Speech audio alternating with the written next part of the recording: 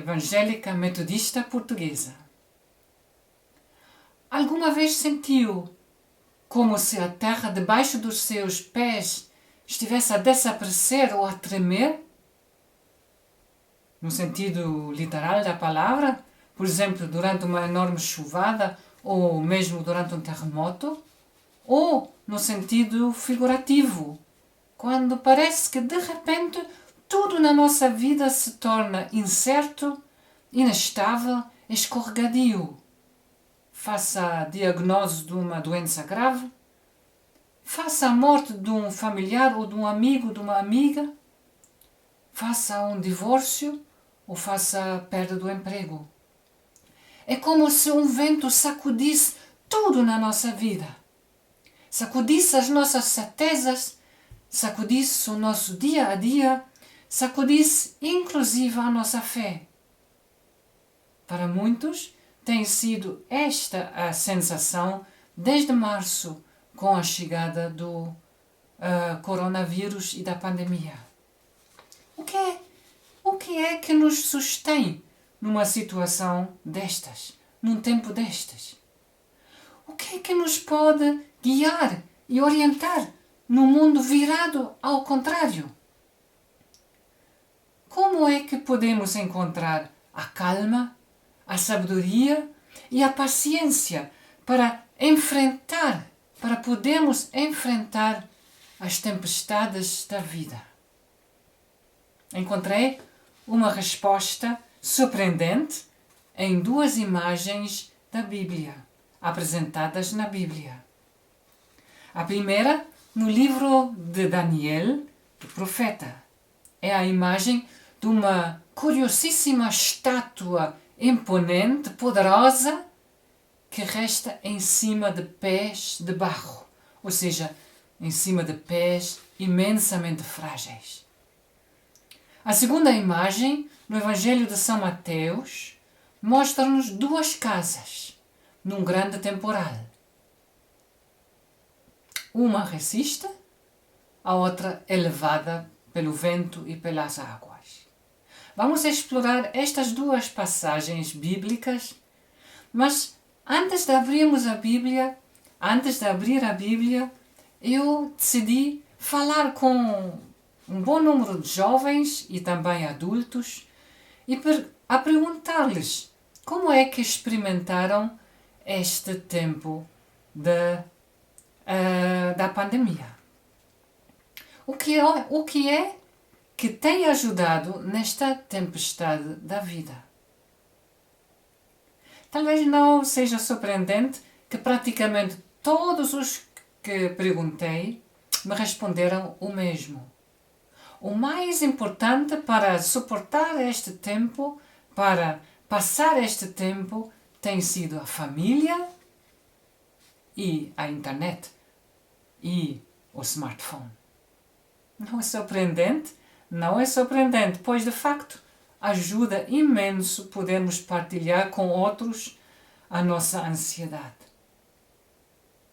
Não é por acaso que Jesus inicia muitas vezes as curas perguntando aos doentes: o que é que tu queres que te faça? Convidando assim este doente a falar, a desabafar, a explicar e a tornar-se claro o que é que realmente quer. É como um primeiro passo para a cura. Mas é interessante que a Bíblia não se deixa ficar neste primeiro passo. Ela leva-nos para bem mais longe. Como? Vejamos então as duas imagens. Primeiro, a curiosíssima, e digo mais uma vez, curiosíssima estátua com pés de barro. Ou melhor, de barro misturado com ferro. Esta estátua surge num sonho, ou talvez melhor, num pesadelo, de Nabucodonosor, um rei do Império da Babilônia, séculos antes de Jesus. A irmã Mércia vai ler-nos do profeta Daniel, capítulo 2, os versículos 31 a 35. Louvado seja Leitura do livro de Daniel, capítulo 2, versículo 31 a 35. E assim diz a palavra do Senhor. Ó rei, enquanto o Senhor observava, apareceu uma enorme estátua.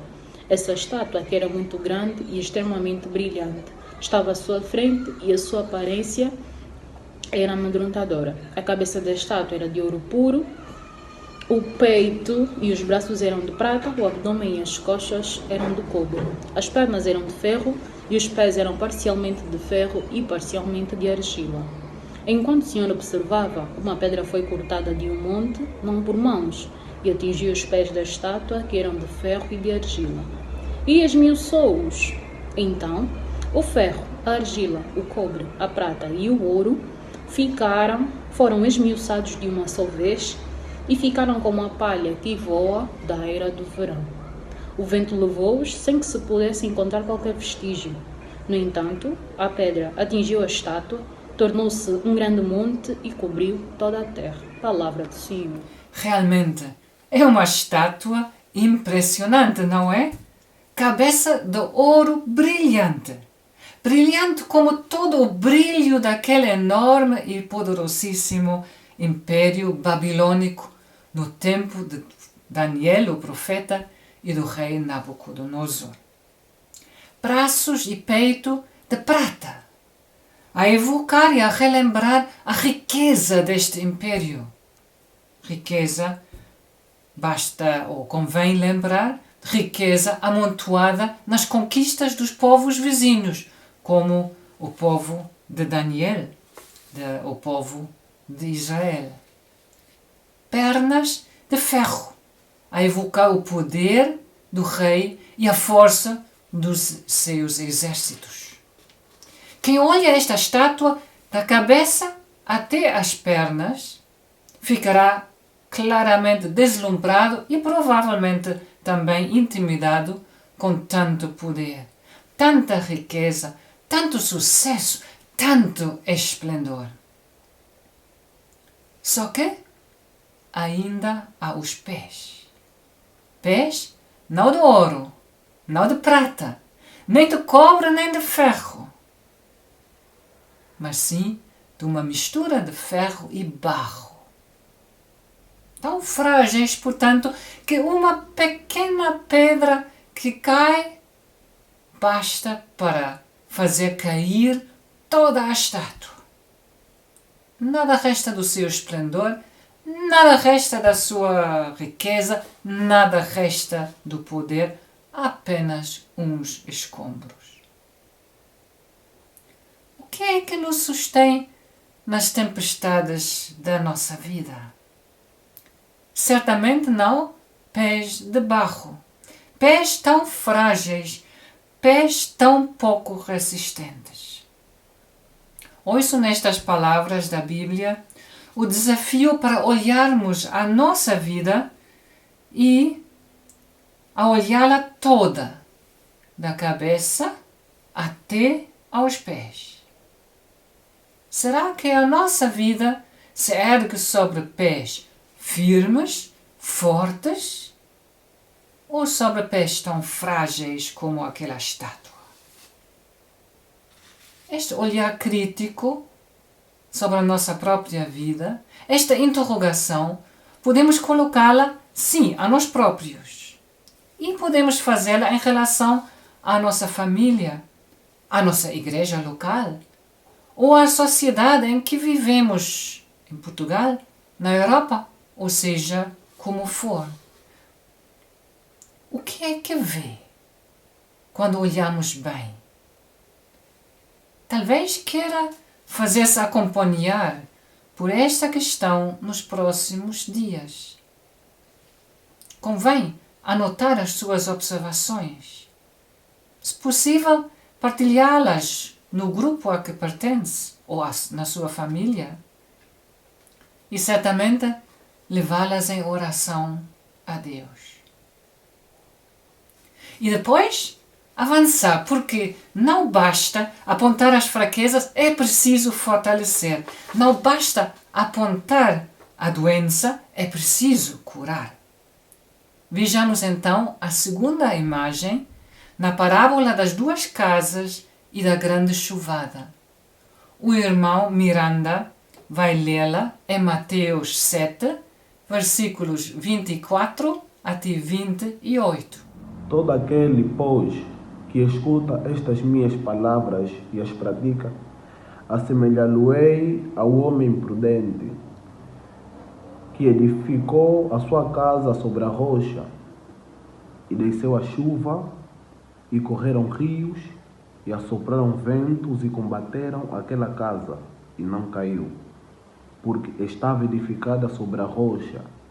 E aquele que ouve estas minhas palavras e as não cumpre, compará-lo-ei ao homem insensato, que edificou a sua casa sobre a areia, e desceu a chuva, e correram rios, e assopraram ventos, e combateram aquela casa, e caiu, e foi grande a sua queda. Palavra do Senhor. Uma casa construída sem grande cuidado na areia e levada pelo vento e pela chuva. A outra casa, com fundamento na rocha, resiste. Quem escuta a palavra e a põe em prática, este é como a casa que resiste à chuva. Este resiste às tempestades da vida. Quem escuta a palavra e a põe em prática. Família e telemóvel, sim, podem ajudar em tempos difíceis, sem dúvida. Mas, diz-nos a Bíblia, o que realmente conta, o que fortalece os nossos pés, é escutar a palavra e vivê-la. Escutar a palavra e praticá-la. Como? Jesus fez este resumo fantástico de toda a mensagem, quando ele dizia: ama a Deus acima de tudo e ao teu próximo como a ti mesmo. Ama a Deus. Isto significa confia nele. Confia que nada, nem ninguém te pode tirar das mãos de Deus. Nenhum vírus, nenhuma crise, nem a morte. Nada nos pode separar do amor de Cristo. Ama a Deus. E ama o teu próximo. A escuta e a prática da palavra de Deus alargam os nossos horizontes e alargam o nosso coração. Já não vemos apenas a nós próprios, mas a Deus e aos outros e também nós próprios no meio deles. E sabemos que para Jesus estes próximos eram, em primeiro lugar, os mais frágeis, os mais fracos, os mais necessitados. Nestes dias em que cresce a impaciência um pouco por todo que é sítio para voltarmos à normalidade, normalidade de aulas e de trabalho, normalidade de convívio e de festas, normalidade de cultos e de reuniões na igreja, normalidade das viagens. Nestes dias em que já ouvi dizer que se protejam os mais fracos, os doentes, os grupos de risco. Nós queremos divertir-nos, nós queremos viver. Nestes dias, as palavras de Jesus tornam-se para mim e podem tornar-se para nós guia, alerta e promessa.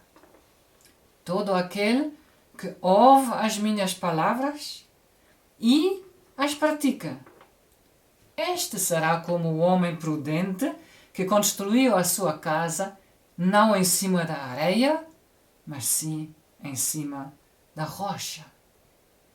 É assim que ficamos com pés firmes. É assim que encontramos a calma, a sabedoria, a paciência e a força necessárias para podermos enfrentar as tempestades desta vida. Que assim seja.